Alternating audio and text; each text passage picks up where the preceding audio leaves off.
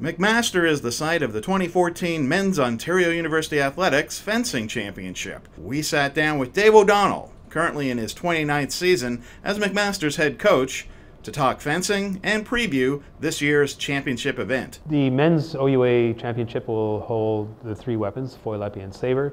The day will start off on Saturday with individual competitions, leading up to a championship and individual competition in the three weapons. The épée is the closest thing to the real thing in terms of a weapon.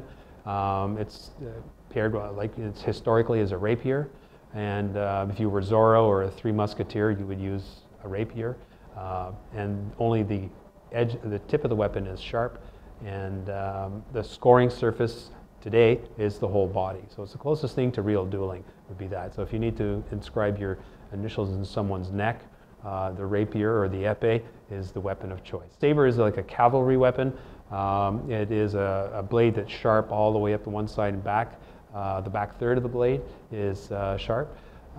If it was a real weapon, and in modern fencing, basically it's the waist up, and it stems from cavalry. When they were on their horses, they were looking for that sort of area to battle with. And the last, which was never really a formal weapon, was a training weapon, strictly a training weapon, is foil, and that's the classical torso that we see. And the fencers wear a grayish metallic jacket, which is just the torso. So there's no arms, head, or legs that are as part of the scoring surface. Fencing, the matches go pretty much for 3 minutes. In the 3 minutes they have to score 5 hits. In preliminary rounds, in the elimination rounds, in individual competition, it's up to 15 hits, and they have 9 minutes to score the 15 hits.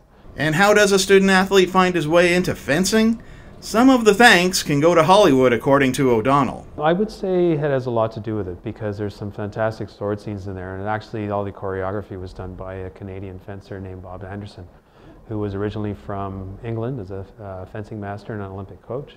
Came to Canada as a technical director for fencing for many years, and has been involved in choreography for Hollywood since the times of Errol Flynn, right through till Darth Vader, Star Wars series, Zorro as well, so with Antonio Banderas and Catherine Zeta-Jones.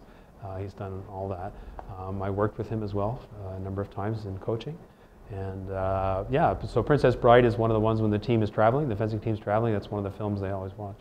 The championship concludes on Sunday, February 2nd, with the team portion of the event. And they fence in a relay. The team matches are for 45 hits. Each fencer gets on and fences another fencer for 5 hits. So 9 fencers, there's 9 matches. 9 times 5 is 45, and that creates the relay. The exciting thing about it is that if a team gets behind, a fencer can come on and gain the points back. So it does lend itself to a very exciting match now. Heading into the championship, Coach O'Donnell is cautiously optimistic about the home side's chances. Potential this year, we have a couple of fencers. Most of us have graduated this year, so we're a little bit of the underdog again. Ben in foil and Colin in sabre, who are doing very well, and Neil in épée would be the McMaster Marauders to look for this time through.